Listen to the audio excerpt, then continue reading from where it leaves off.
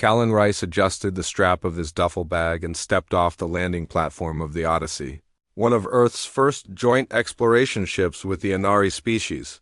The docking bay buzzed with quiet activity machines, hummed, engineers moved across shining metal floors, and soft blue lights ran along the ceiling. Callan took a breath. This wasn't just another job. It was history. He was one of only 3 humans selected to join the Inari research mission.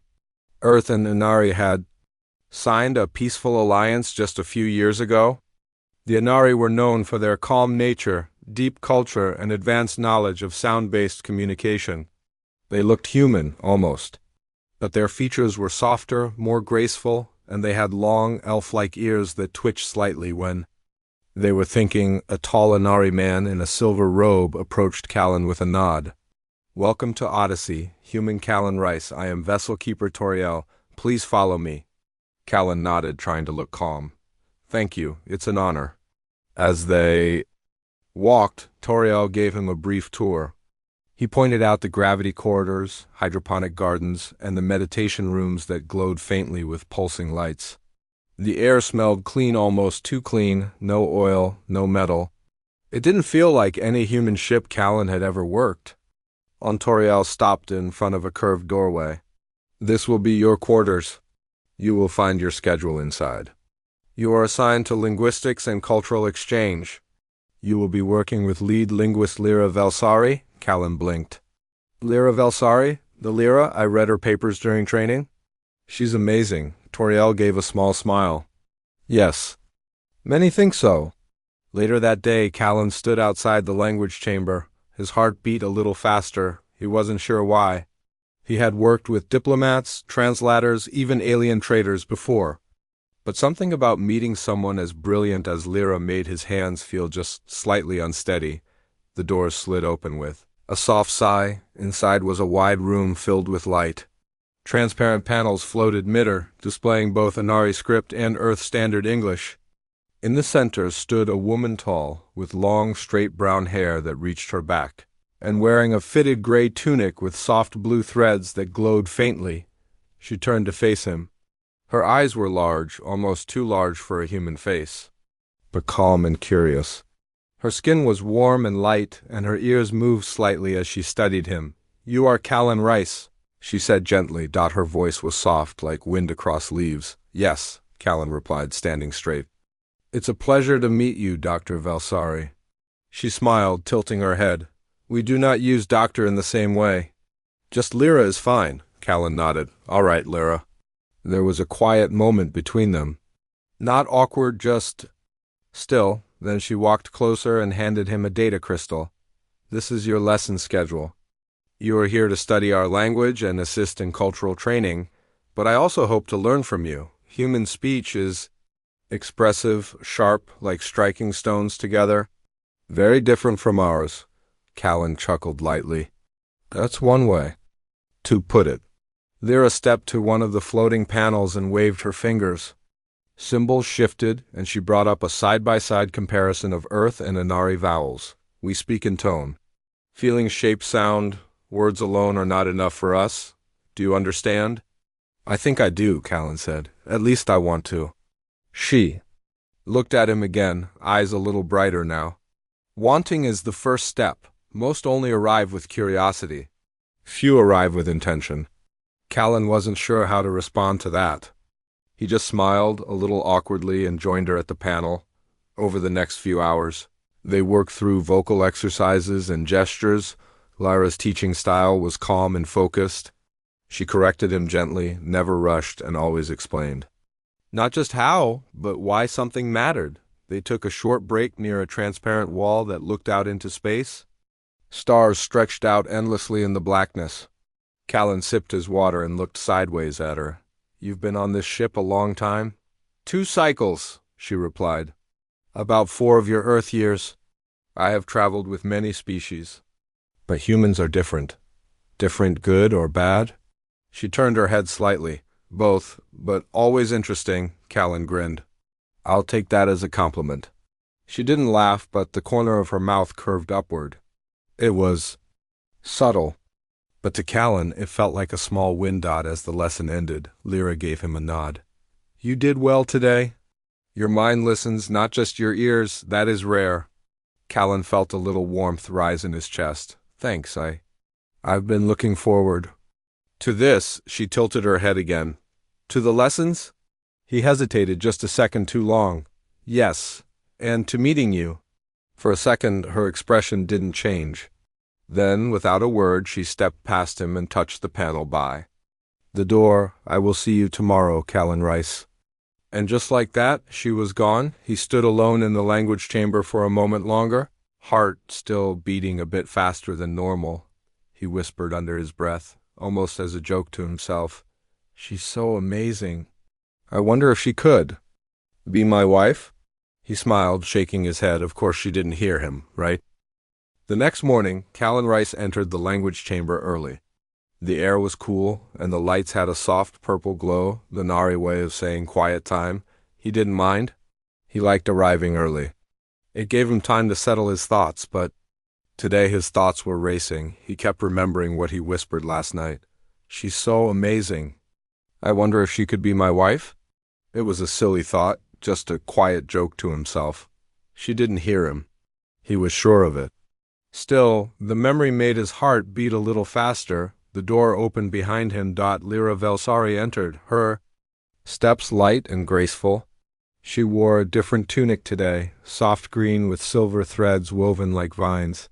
Her hair was tied back with a thin ribbon. Her eyes met his and lingered for just a second longer than usual. Good morning, Callan Rice. Good morning, Lyra, he replied, smiling. She walked past him and stood in front of the glowing symbols. Her fingers moved in the air and new lessons appeared. But she didn't begin right away. Instead, she turned slightly and said, Your thoughts last night were loud. Callan froze. What? She didn't turn to face him. Her voice remained soft. Anari ears hear sound, but also ... Doling, you whispered something from your heart. Callan's cheeks turned red. Oh, you heard that? Lyra nodded slowly. I did. He opened his mouth, then closed it again. His mind ran in circles. Should he explain?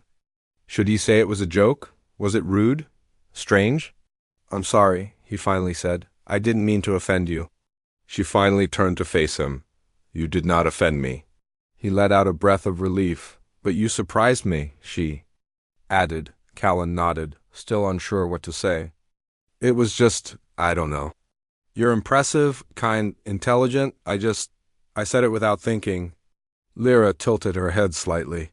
Humans speak many things without thinking. But that thought, she touched her chest lightly, felt real. He nodded, quietly this time. Maybe it was. There was silence between them again. Not cold.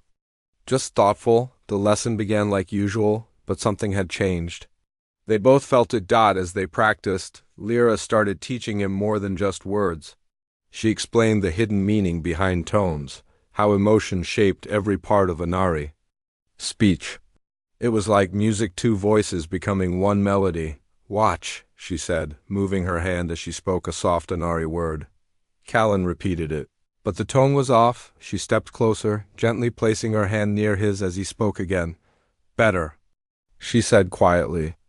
You're learning to feel, not just speak. Their hands weren't touching, but they were close. Callan didn't move. Neither did she. Later that day, Callan sat alone in the small dining bay.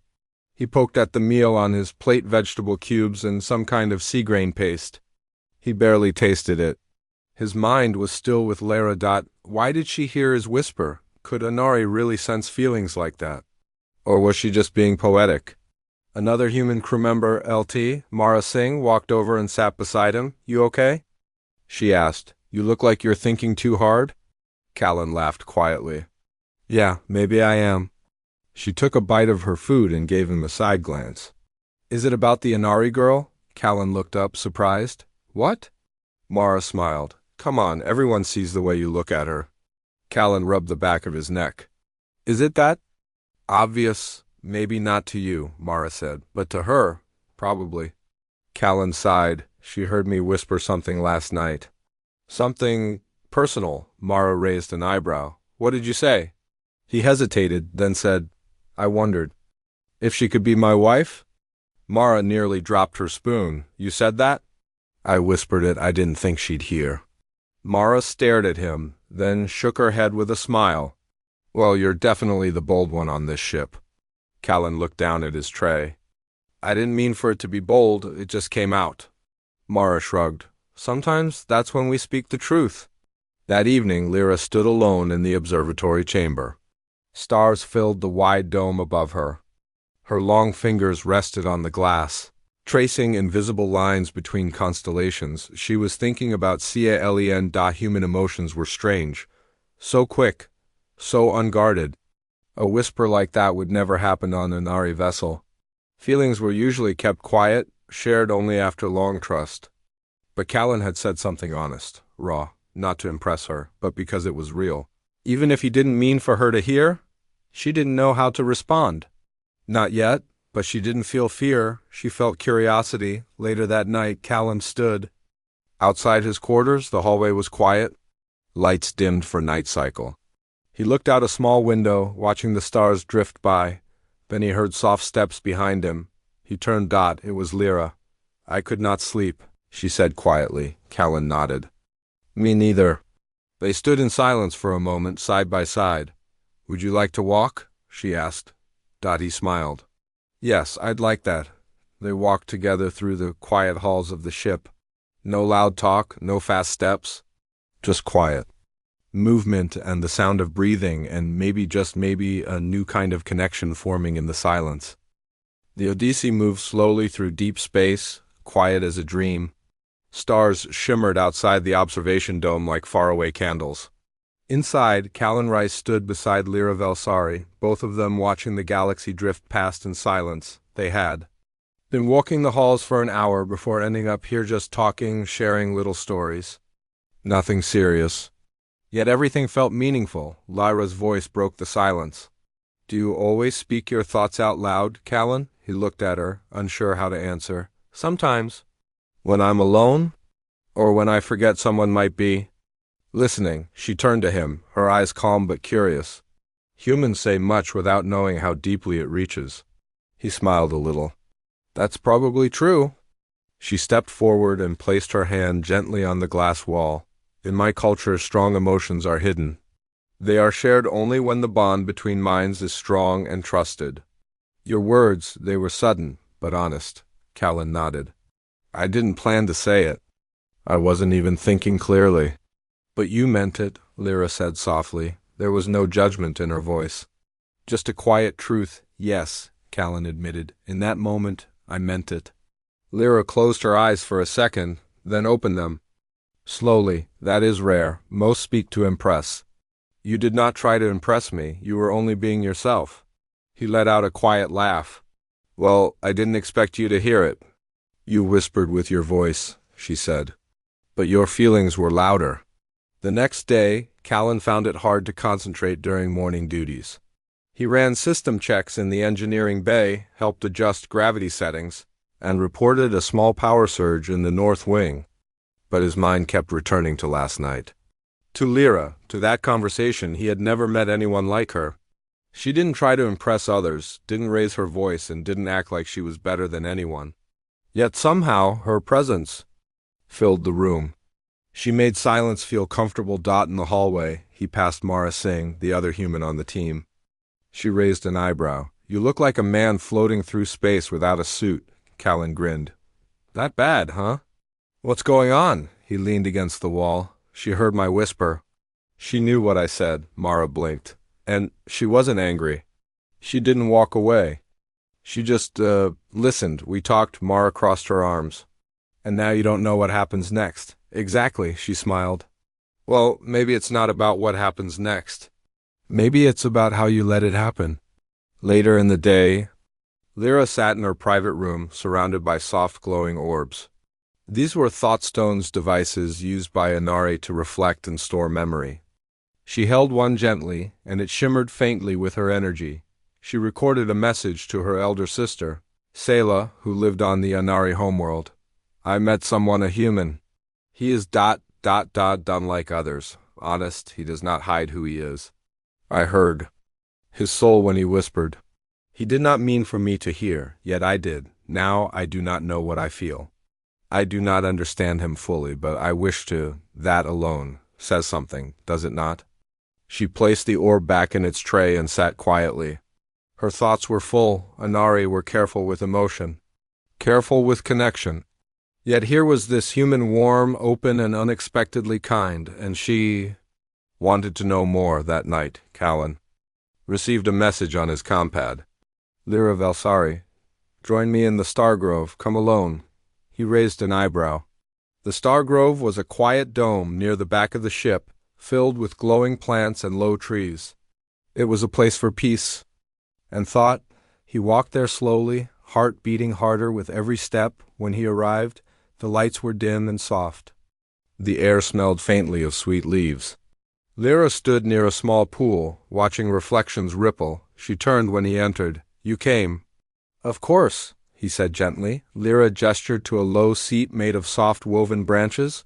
Sit with me. He sat. She didn't speak right away. Then she said, in Inari tradition, when someone speaks from the heart truly speaks, it creates an echo. That echo can be felt by the one it is meant for, if they are listening. Callan watched her quietly. I heard your echo, she sighed. I didn't mean for it to be heard, he replied. But I'm not sorry you did. Her lips curved into a small, soft smile. We do not speak of bonding lightly, she said. And I know this was not a proposal. But even a whisper from the soul matters. I know, Callan said. I didn't say it for tradition. I said it because in that moment, I saw something in you.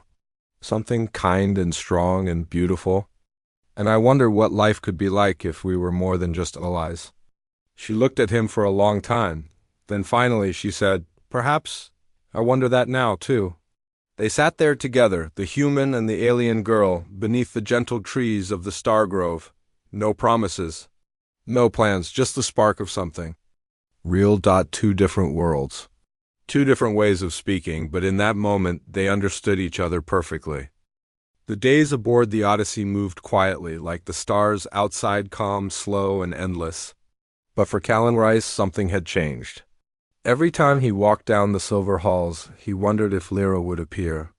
Every time he entered the language chamber, his heart beat faster. And every time she spoke, he listened not just with his ears, but with his whole being. They hadn't spoken about the whisper again, not directly. But the silence between them was no longer empty. It was full of quiet understanding. One afternoon, as they practiced a shared translation exercise, Lyra suddenly paused. Her finger stopped mid-air above the floating text. You are holding back your thoughts today, she said without looking up. Callan blinked. I didn't think I was. She turned toward him. You speak well, but not fully. Not like before. He lowered his eyes. It's hard to know what I'm allowed to feel now. She tilted her head gently. Why do you think you need permission? He didn't answer right away. Then he said, because we're from different worlds, different minds. I don't want to assume something that isn't real. Lyra stepped a little closer. It is real, but it is also uncertain. Callan nodded slowly. I can live with that. I just needed to hear it. They stood there in quiet again, no words needed. The symbols around them faded into the background. Something softer was being said without sound. Far from the language chamber. In a room made of glass and soft light, Lyra sat with her hands resting in her lap. Across from her, a glowing orb floated, humming gently. It was a communication stone private and direct, used for family messages. The voice of her older sister Selah came through the air in their native tongue. You are growing close to the human, Selah said. Is that wise? Lyra answered with calm honesty. He is different from what I expected. He does not hide. He speaks even when unsure. And when he does not speak, his silence still says something true. That can be dangerous, Selah replied. Feelings without control can lead to loss. Or to learning, Lyra said, and connection. There was a long pause from Selah. Do you trust him? Lyra's eyes were steady. Yes, I do not fully know him yet, but I trust what I've seen. Later that evening, Callan sat with Mara Singh in the small human lounge. A holographic game board flickered between them, though neither of them was really paying attention to it. So, Mara said, sipping her drink, "What's going on between you and the graceful alien genius?" Callan laughed. "Is it that obvious?" "Only to everyone on the ship," she said with a grin. "But seriously, do you know what you're doing?" He thought for a moment. "Not completely. But I'm not rushing. We're just learning each other." "Learning each other?" Mara echoed. "That sounds kind of poetic." Callan smiled. "Maybe she's rubbing off on me." Mara leaned back. "Just don't break her heart, Callan. She's not like us. Anari don't fall easily, but when they do, it means something deep." "I know," he said. "That's why I'm being careful." She nodded. "Good, because if you hurt her, I think half this ship would push you out the airlock." He laughed again, but deep down he knew Mara wasn't entirely joking. That night, Lyra and Callan met again in the Star Grove. The glowing plants swayed slightly, as if moved by silent wind. A low hum filled the air, a natural sound created by the trees. Lyra said the grove helped calm the mind and open the spirit. They sat under one of the larger trees. The leaves above glowed with soft gold light. "I asked my sister for guidance," Lyra said after a moment. Callan looked at her. "What did she say?" "She asked if I trust you," she replied. "And do you?" Lyra turned toward him. Her voice soft. "Yes, but not blindly." "I trust who you are, not just what you say," Callan nodded. "That means a lot." Lyra looked up at the tree. "Among the Anari, when we begin to feel a bond, we do not speak of it as love right away. We call it listening. To listen is the first step toward true understanding." "That makes sense," Callan said. "I guess I've been listening for a while now. And what have you heard?" she asked gently. He smiled. "A voice I don't want to stop hearing." Lyra's eyes softened and she leaned just a little closer. "I have heard your voice too," she said, "even when it is quiet." As the ship moved through space, its course unchanged, something else had shifted quietly. A connection was growing slow, real, and full of light, and though neither of them said the word love, both had begun to understand what it might feel like. Not all journeys start with a clear destination. Some begin with a whisper, and continue with the silence between two hearts that begin to truly listen. The Odyssey continued its peaceful path through deep space, heading toward the edge of the Anari star system. From the outside, the ship looked cold and quiet. But inside, two very different hearts were slowly learning how to beat in harmony. Callan Rice stood alone in the training hall, practicing simple Anari phrases. A floating panel displayed glowing words as he repeated them carefully, focusing on tone and feeling. But his mind wasn't fully there. He kept thinking about Lyra. That'd been a few days since their last talk in the Star Grove. They still saw each other during lessons and meals. They still shared smiles and soft greetings. But something had changed, something deeper. The air between them felt full, like a song just waiting to be sung. Was it time to say more? Just as he thought that, the panel flickered. A message appeared. "Meet me in the memory garden, now." Lyra Velsereth Memory Garden was a sacred place on the Odyssey. It was filled with clear crystals and soft green moss that grew beneath light beams shining from the ceiling. The crystals held memories, images, and sounds from Anari history, recorded through thought and emotion. Lyra was already there when Callan arrived. She stood in front of a tall memory crystal, her fingers gently touching its side. A soft hum surrounded her, almost like singing. She turned when she saw him. "Thank you for coming," she said quietly. "Of course," Callan replied, walking toward her. "Is everything okay?" "Yes," she said, "but I have something to show you." She stepped aside and touched the crystal again. A small glowing shape appeared in the air. It changed into an image, two Anari figures sitting beside each other, surrounded by trees and starlight. One spoke. The other listened. "It is a memory from my home," Lyra explained. "This is where my parents first began their bond. They didn't speak of love right away. They simply listened, just like we have." Callan watched the memory in silence. It felt peaceful and real. "When Anari decide to explore a deeper connection," Lyra continued, "they take part in a choice ritual. It's not a marriage yet. It's an agreement to walk the same path, to learn, to grow, to see where the journey leads. She turned to look at him. You said you wondered if I could be your wife? That was sudden, unexpected, but also sincere. He nodded. I meant it. Even if I wasn't ready to say it out loud? She smiled softly. And now? He breathed in slowly. Now. I still don't know where this path will lead, but I want to walk it with you. Lyra looked down, then stepped closer. We are different, she said. Different species. Different ways of speaking, thinking, feeling. But every time I am with you, I feel safe, heard. Callum felt his heart race, but not in fear. In clarity, he reached out and gently took her hand. Then let's choose, he said. Let's see where it takes us. The next day, word spread quietly among the crew. Callan and Lyra had entered an Inari bond of intention. It wasn't loud or dramatic.